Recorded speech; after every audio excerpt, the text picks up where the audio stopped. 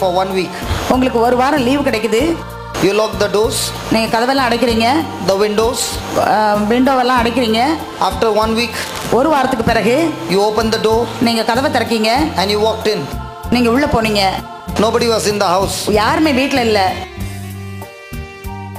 Nobody was in the house. யாருமே வீட்ல இல்ல. But as you entered in, நீங்க வீட்டுக்குள்ள நுழைஞ்சதும் you saw நீங்க பாத்தீங்க that the cupboard is open.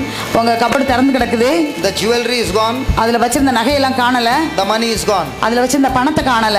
Now do you need somebody to come and tell you that there has been a theft?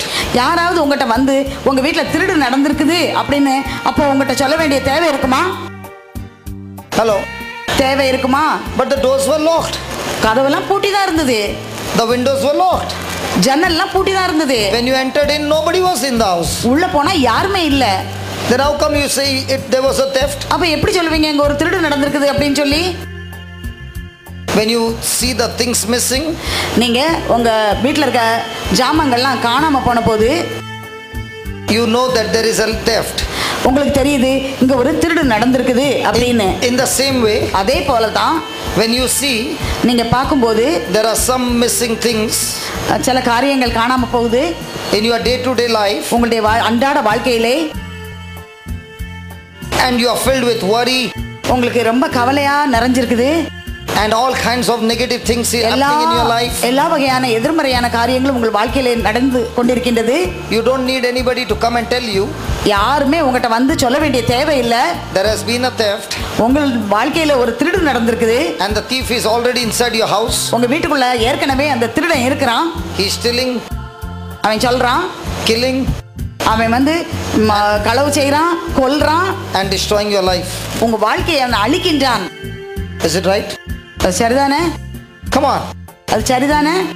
Come on. சரியா?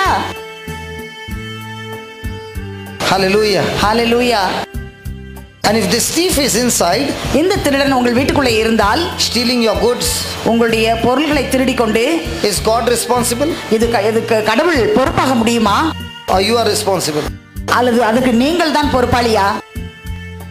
யார் பொறுப்பு? Who is supposed to get the thief out of the house? யாரு இந்த திருடனை வீட்டை விட்டு வெளியே விரட்ட முடியும்?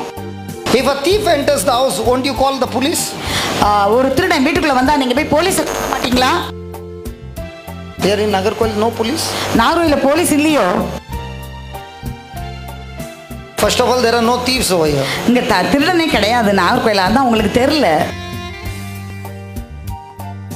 Because if the thieves were there, all these ladies would not wear 3-4 chains. திருடன் இங்க இருக்கான்னு தெரிஞ்சா அப்படி கழுத்துல நீளமா தொங்குமா? I asked this woman to, if you got guts, wear the same gold in Bombay and walk on the road. Let's see. இதே மாதிரி நீளமா தொங்க விட்டுட்டு பாம்பேல தெருல நடந்தா என்ன நடக்கும்னு உங்களுக்கு தெரியுமா? Get into the local train and get out of the local train. Let's see whether your chain is there. அங்க உள்ள ட்ரெயின், லோக்கல் ட்ரெயின்ல ஏறி ஒரு ஸ்டாப்ல ஏறி அடுத்த ஸ்டாப்ல இறங்கி கழுத்தை பாருங்க என்ன நடக்கும்னு. கழுத்துல செயின் இருக்காது, கழுத்தும் இருக்காது. If the chain is not coming, they'll cut your neck and take the chain. Chain வெளியே வரலன்னா கழுத்தை வெட்டிட்டு செயின் எடுத்துட்டு போயிருவாங்க. Hallelujah. Hallelujah.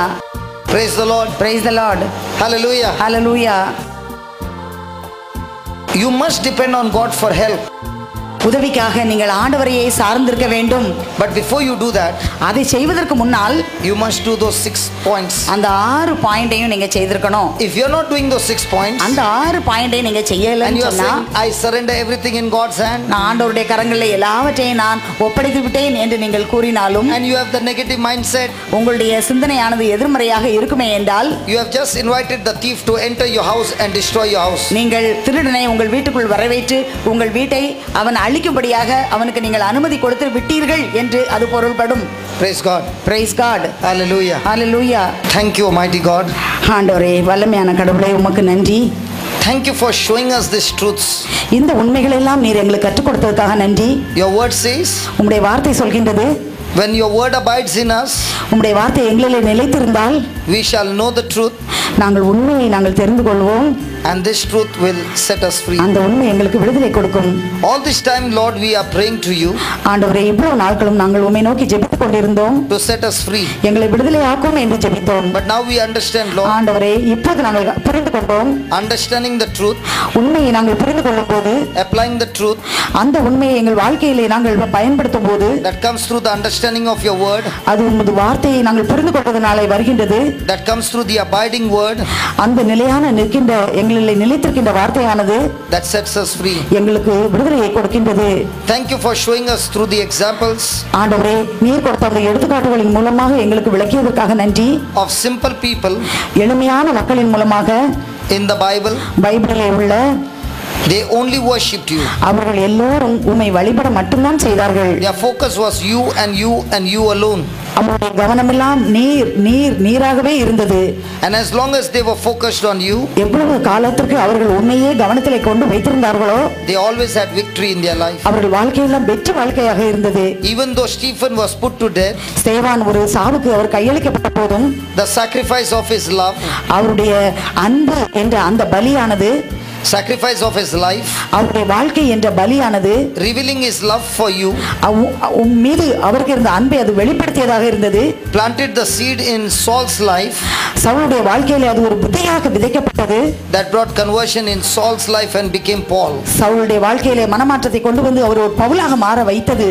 And through Paul, Pavul மூலமாக 2/3 of the New Testament was written, 2 பகுதி புதிய ஏற்பாடானது எழுதப்பட்டது. and he made an impact all over the world. உலகம் முழுவதுமாக அவர் ஒரு விளைவை கொண்டு வந்தார். In the same way, Lord, ஆண்டவரே, அதை போலவே today I understand, நான் இன்று புரிந்து கொண்டேன்.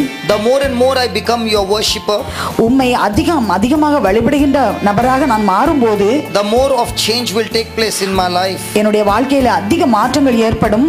And the more change that takes place in my life, என் வாழ்க்கையில ஏற்படுகின்ற அந்த அதிக மாற்றங்களினால் now I can boldly say, நான் மிக தைரியமாக சொல்ல முடியும், greater is he that is in me என்னிலே இருப்பவர் உலகில் இருப்பவனை காட்டிலும் பெரியவர், than the one who is in the world. உலகில் இருப்பவனை காட்டிலும் என்னில் இருப்பவர் பெரியவர் என்று நான் கூற முடியும். And when this happens, இது என் வாழ்க்கையில நடக்கும்போது, no matter what is in the world, உலகத்துல என்ன இருந்தாலும் சரி, will have to change அது மாற வேண்டும்.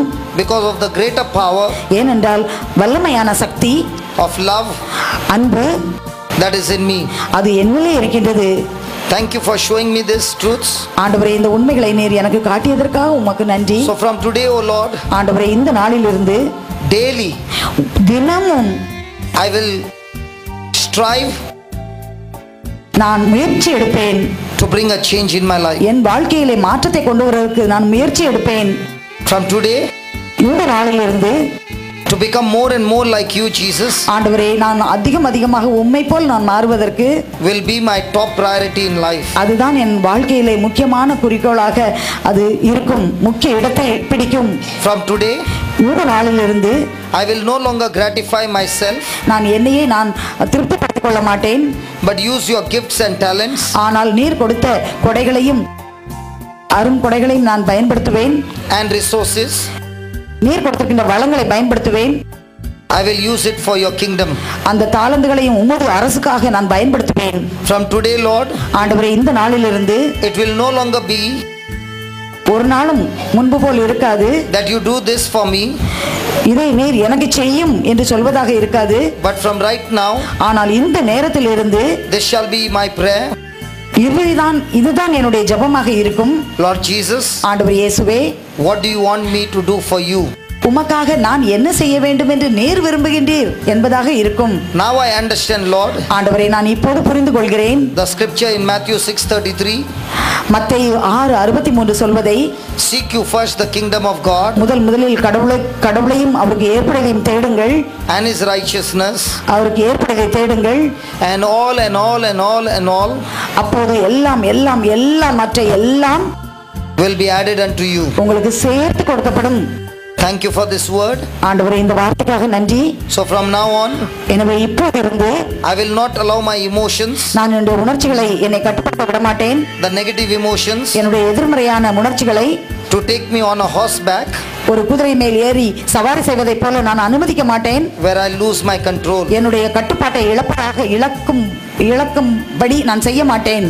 But through your word, ஆண்டவரே உம்முடைய வார்த்தையின்படி bring every negative emotion, எல்லா விதமான எதிர்மறையான உணர்வுகளையும், every negative thought எல்லா விதமான எதிர்மறை சிந்தனைகளையும் into captivity. நான் அதை கட்டி போடுவேன். In Jesus' name. ஆண்டவர் இயேசுவின் பெயரால் கட்டுவேன். I thank you ஆண்டவரே உமக்கு நன்றி. that you have fed me ஆண்டவரே எனக்கு நீர் உணவளித்தீர். with your spiritual food. உம்முடைய ஆவிக்குரிய உணவை எனக்கு நீர் அளித்தீர். Thank you, Almighty God. வல்லமையான ஆண்டவரே உமக்கு நன்றி. All those people who have labored யாரெல்லாம் இதற்காக உழைத்தார்களோ, to make this place comfortable, இந்த இடத்தை மிகவும் வசதியாக இருப்பதற்கு செய்தார்களோ, so that we can hear your word, உம்முடைய வார்த்தையை நாங்கள் கேட்பதற்கு வழி செய்தார்களோ, we thank you for all those people அவர்கள் எல்லோருக்குமாக நாங்கள் நன்றி செலுத்துகின்றோம். who has been doing this for you. உமக்காக இதை செய்த அனைவருக்கும் நாங்கள் நன்றி செலுத்துகின்றோம். As we have received freely, நாங்கள் இலவசமாக பெற்றுக்கொண்ட, we in turn நாங்கள் அதற்கு பதிலாக make a commitment நாங்கள் ஒரு உறுதிப்பாட்டை இப்போது எடுத்துக்கொள்கின்றோம். to feed others மற்றவர்களுக்கு உணவு கொடுப்பதாக, and give to others மற்றவர்களுக்கு கொடுப்பதாக, freely, இலவசமாக கொடுப்பதாக, in the name of Jesus. ஆண்டவர் இயேசுவின் பெயரால். Amen. ஆமென். Praise God. Praise God.